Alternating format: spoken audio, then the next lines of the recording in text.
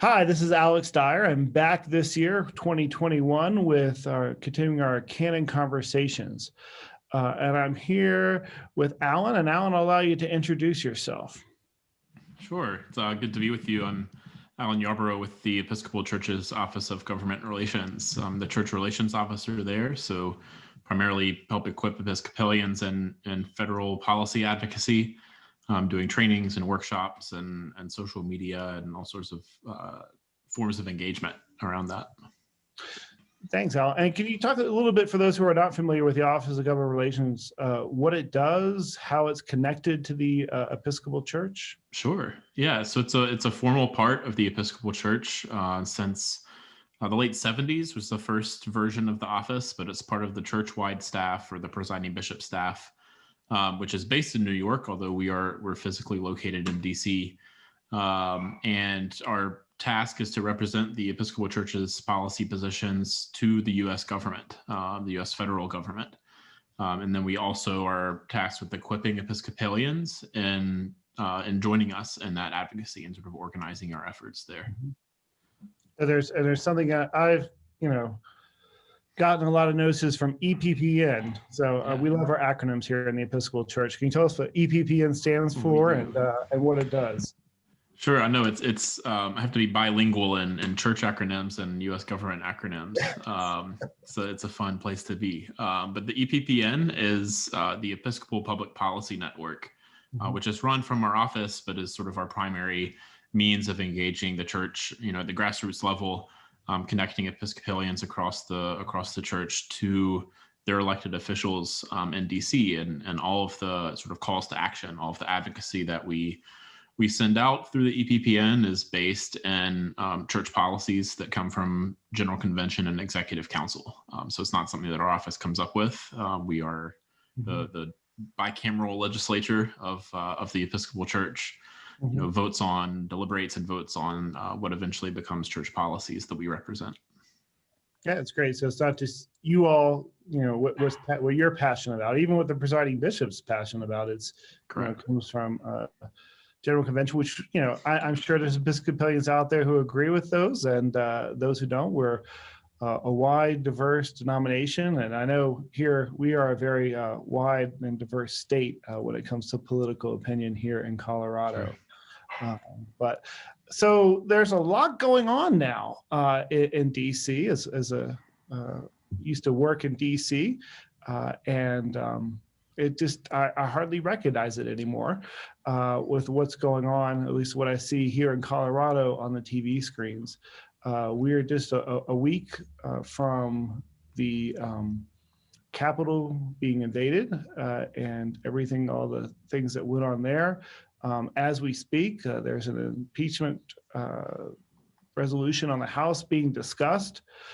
So where are Episcopalians or followers of Jesus, followers of the way of love? Where are we in all this? What should we do? Should we be quiet? Should we voice our opinions? How do we act? What are you suggesting? There are a number of ways, I think, to approach this moment, because I think even without the events of the past week and sort of the overlay of extreme and unique events that have been happening, any transition into a new Congress, into a new presidential administration usually means a lot of work. And so the first answer that comes to mind, to that question for me is very specific to our office and what we're doing. And I don't mean that as a dodge of perhaps of the question and a different way to answer it, but really it's looking at that transition and recognizing that with any new session of Congress, with any new start to a new presidential administration, it's always one of the most active and quote unquote productive times for legislative change. Members of Congress are more willing to take votes. Of course, we're seeing party change and in terms of the composition in Congress as well as the presidency, which creates a very different landscape for legislation. And so these next sort of the marketing is the next 100 days, but roughly the first half year of of this current Congress and new presidential administration that will begin on the 20th requires a lot of focus and attention on a lot of the issues that Episcopalians care about. And so we're really trying to direct both the efforts of our office and inspire Episcopalians to keep that in mind and to keep speaking out about legislative priorities, which through church leadership, we've outlined as creation care, racial justice, ending poverty, which has domestic and international components, immigration and refugees, and human rights and peace building. So that's one answer to that question. To perhaps more to the events themselves.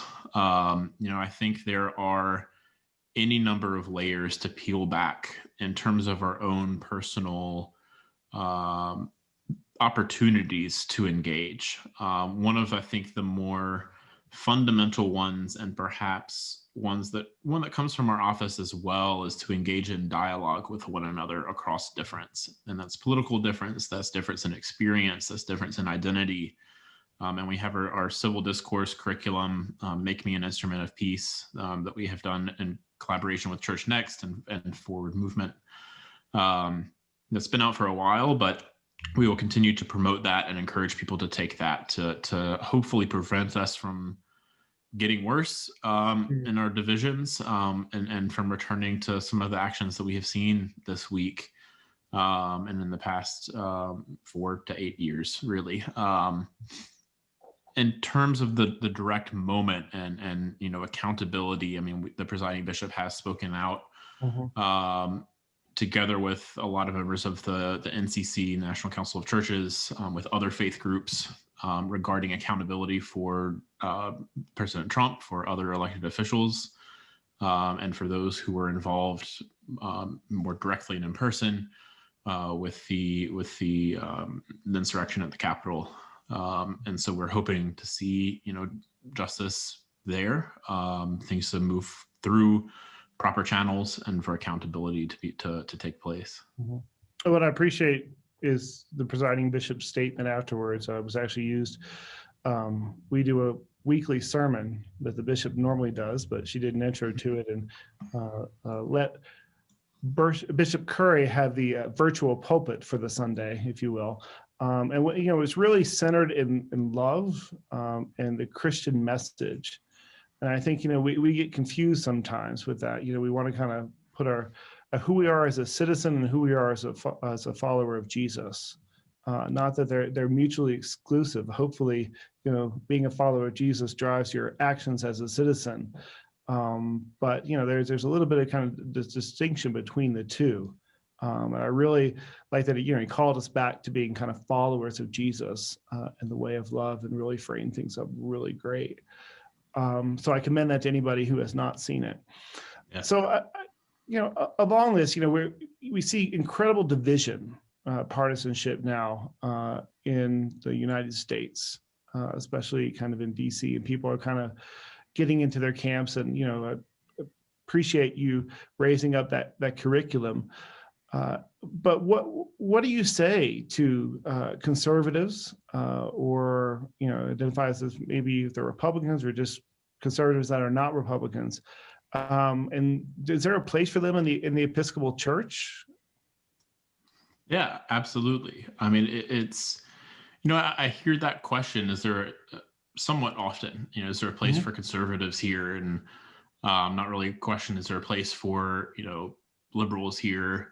Doesn't necessarily come up as much, but over the years, the Episcopal Church has been, I think, criticized as the Republican Party of Prayer or the Democratic Party of Prayer, kind of depending on which way the wind's blowing to an extent.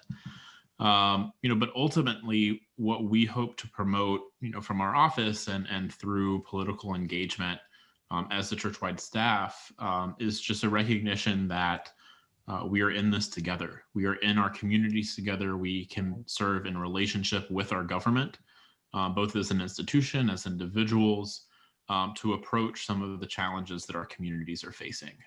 It's not exclusively about, wagging our finger, vote yes, vote no on a certain bill, although that certainly is part of it. But it is really about more holistic relationship building and problem solving. And so we need diversity of ideas. We need diversity of perspectives across the political spectrum, across identities, across experiences. And, you know, I also, in terms of our conservatives welcome here, or liberals, it is not my expectation, it's not our office's expectation, you alluded to this, that every Episcopalian is going to agree 100% with every policy position that we have. We have resolutions going back for decades on dozens and dozens of issues, and I think it's unreasonable for either someone of either political party to agree with all of them. But what we hope at the core is that people see, they feel a spark of energy in being involved in this type of work, that they feel turned on by it, or motivated by it to speak out to their elected officials, to hold them accountable, to engage in conversations in their communities on these topics, because they're not just going to solve themselves, and I don't think we can wait for others to solve them for us. We've got to step forward and do that engagement on our own. If you can only find that around veterans healthcare or immigration or anti-poverty work and homelessness, you know, that is okay. But, you know, as the Episcopal Church, we feel like we do need to speak out on all of these things. And we also recognize there are Episcopalians that care about each of these things out there. Otherwise, we wouldn't have policy on them. Yeah. And I think the challenge is, we live in these times, we feel like we have to agree with everything, you know, like with people that we're around or whatever too. And, you know, I think the Episcopal Church at its best is a place where we can hold differing opinions and be kind of a wide tent for people to hold that, and still gather together to be followers of Jesus. And it's manifested itself in different ways. So I'm sure you probably get this question a lot too. There's many people out there who say, well, the church shouldn't be political. You know, I go to church, I don't want to hear anything about politics. You know, I just want to feel good. I don't, you know, want that stuff from the week to come into my Sundays. How do you respond to people who say that? You know, I can be a snarky person at times. And it's one of the more snarky responses is, well, the gospel is political. So of course Sunday is going to be political. But I don't know if that's sufficient enough to really get at, I think, the concern and hesitancy that people have.